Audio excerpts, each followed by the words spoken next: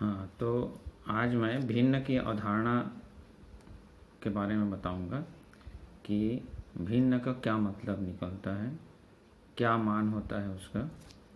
तो सबसे पहले हम भिन्न को परिभाषा देख लेते हैं।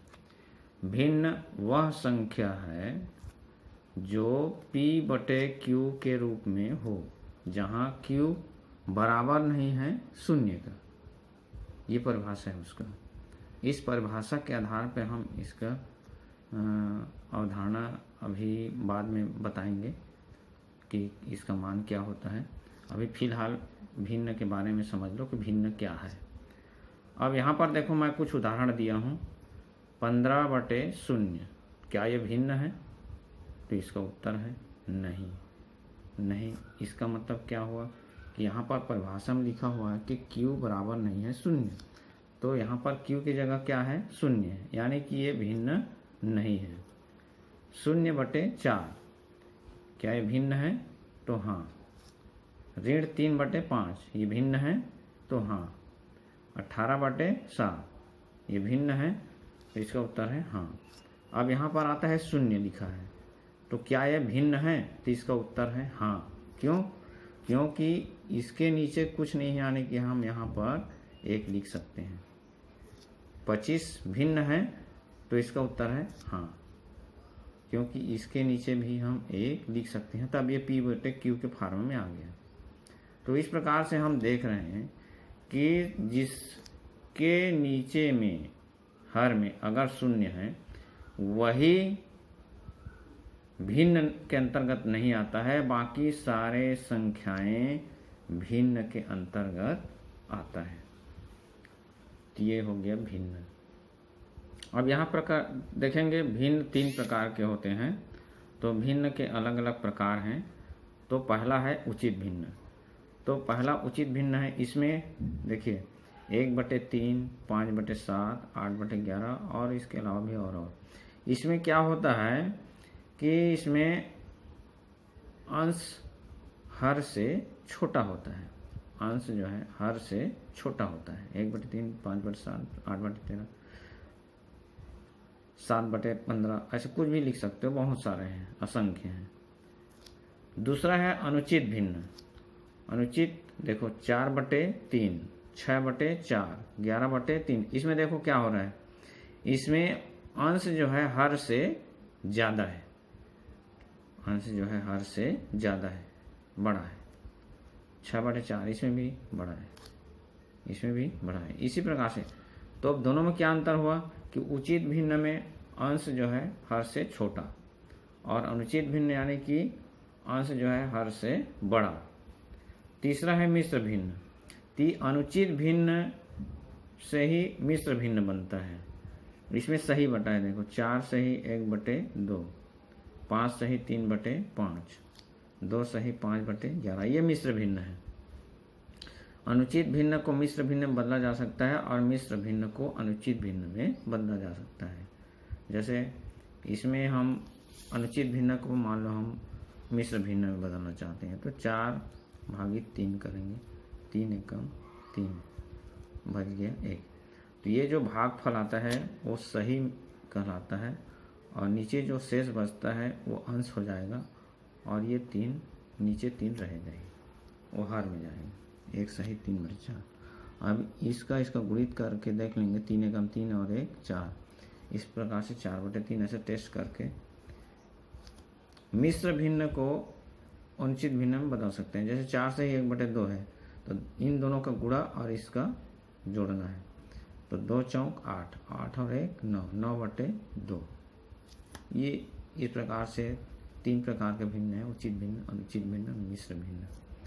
अब यहाँ पर हम देखते हैं कि कोई भी संख्या का मान होता है 5, 6, 25, 20, जो भी है।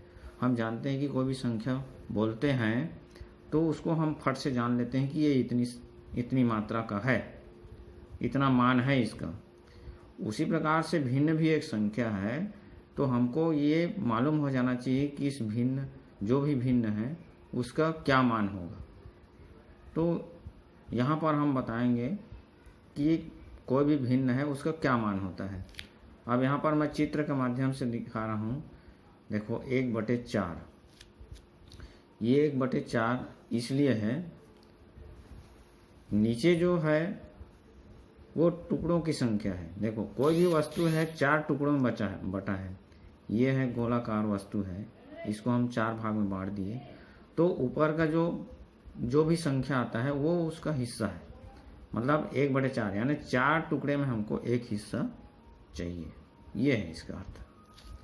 दूसरा देखो 3/4, कोई भी वस्तु 4 टुकड़े में बचा है, नीचे वाला जो है हिस्सा वाला है 4 हिस्से में बटा है, उसका हम कितना हिस्सा चाहिए 3, ये ऊपर का हमारा चाहिए वाला है।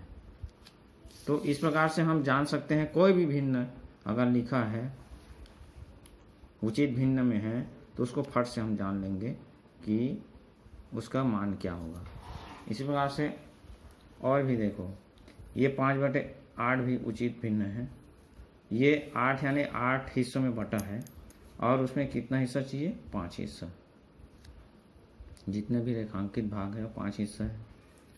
3/7, कोई भी वस्तु को हम 7 हिस्से में टुकड़ा बांट दिए हैं और रेखांकित किए हैं कितने को 3 को, ये रेखांकित भाग इसका मान हो जाएगा। अब यहाँ पर आता है अनुचित भिन्न या मिश्र भिन्न का मान। तो यहाँ पर देखो 13/5 है, तो उसको हम मिश्र भिन्न में बदल दिए। 13/13/5, 5 दूनी 10, बच गया 3, तो 2 सही 3/5, ये हो गया ना। तो अब यहाँ पर देखो जो सही है मतलब